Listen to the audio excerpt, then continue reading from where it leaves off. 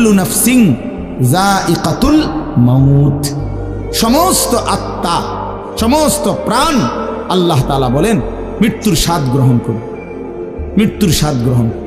কুল ইন্নাল মাউতাল্লাযী তাফিরুনা মিনহু ফাইন্নাহু মুলাকীকুম, আল্লাহ তাআলা বলেন হে নবী আপনি বলে দেন ও দুনিয়াবাসী, মৃত্যু থেকে তোমরা যেখানেই পলায়ন করো না কেন, মৃত্যু তোমাদের সাথে সেখানে গিয়েই নিজেই মোলাকাত করবে, সাক্ষাৎ করবে। তুমি ডাকতে হবে না, মৃত্যু নিজেই আসবে, মৃত্যু নিজেই আসবে।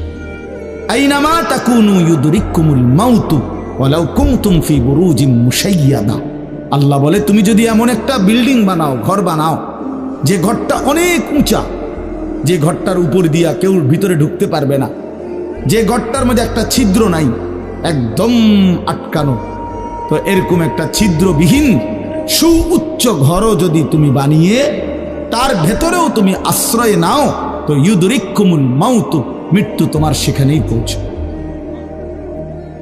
তোমার সেখানেই পৌঁছবে। প্রিয় ভাই আমার, বন্ধু আমার, নওজোয়ান সাথীরা আমার, মৃত্যু এক অনিবার্য বাস্তবতা, চিরন্তন বাস্তবতা, এটা গ্রহণ করতেই হবে।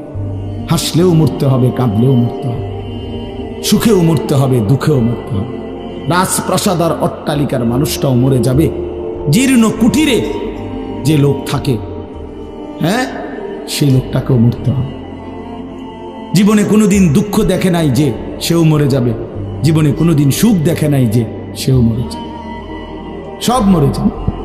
এটাই সত্য, এটাই বাস্তবতা। অতএব মৃত্যু এক অনিবার্য বাস্তবতা, এটা গ্রহণ করতেই হবে। এটা যদি আমরা মনে রাখি আমাদের জীবন অনেক সুন্দর হইত, অনেক সুন্দর হইত। রাসূলুল্লাহ সাল্লাল্লাহু আলাইহি ওয়াসাল্লাম বলছেন আকসিরু যিকরা হাদিমিল লাযযাত ইয়ানি আল মাউত, আল্লাহর নবী বলেন আমার উম্মত তোমরা বেশি বেশি ওই জিনিসটা স্মরণ করো যে জিনিস তোমাদের সমস্ত স্বাদ, আনন্দ, আহ্লাদ চিরতরে মিটাই দিবে, তোমারে চিরস্তব্ধ করে দিবে। জলজ্জান্ত মানুষটা আমাদের সামনে হাঁটতো, চলতো, উঠতো, বসতো, ঘুরতো, ফিরতো, হ্যাঁ, সেই মানুষটা মনে করেন আমার চোখের সামনে নাই, তার লাশ আমার সামনে, আহা সেই লোকটা স্তব্ধ। পৃথিবীর কত মানুষ কত আওয়াজ করতেছে, কত শোরগোল করতেছে, কিন্তু এই লোকটা হাতও নাড়ে না, পাও নাড়ে না, চোখও মেলে না, আর কিছুই করে না। এ কি আশ্চর্য বিষয়! চোখের সামনের এই মানুষটা নাই, কি হলো তার? কে তারে থামাই দিল? কে তারে স্তব্ধ করে? এ তো আমার মতো ঘুরতো, ফিরতো, হাঁটতো। আহ, আমার আব্বারে আমি কত দেখছি, একদিন আমার আব্বা চলে গেল। আমার দাদারে আমি কত দেখছি, আমার দাদা একদিন চলে গেল। আমার জ্যাঠারে আমি দেখে আসছি, দোয়া করে আসছি, ফু দিয়ে আসছি। এক সপ্তাহ পরে জ্যাঠা ইন্তেকাল করলেন, আবার এক সপ্তাহ পরে আমি গিয়া জ্যাঠার জানাজা পড়াইছি। এই তো বাস্তবতা।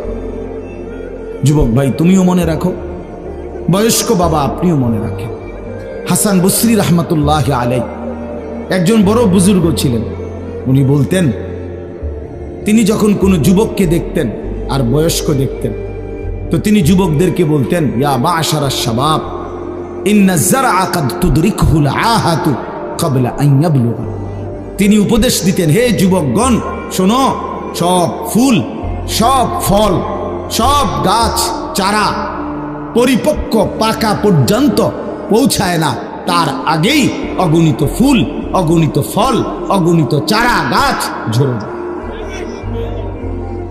ঝরে যায়। এটা উনি মনে করাইতেন মৃত্যুর কথা। উনি এটা বুঝাইতেন, যুবক তুমি দেখো একটা আম গাছের মধ্যে যতগুলো মুকুল ধরছে ফুল, সবগুলো আম হয় না। যতগুলো আম ধরছিল ছোট ছোট, সবগুলো বড় পাকা পর্যন্ত যায় না, তার আগেই ঝরে যায়। ঝরেই যায় বেশি, থাইকা যায় অল্প। তার মানে যুবক, কিশোর, তরুণ এই বয়সেই মৃত্যু হয় বেশি, বৃদ্ধ পর্যন্ত পৌঁছে কম।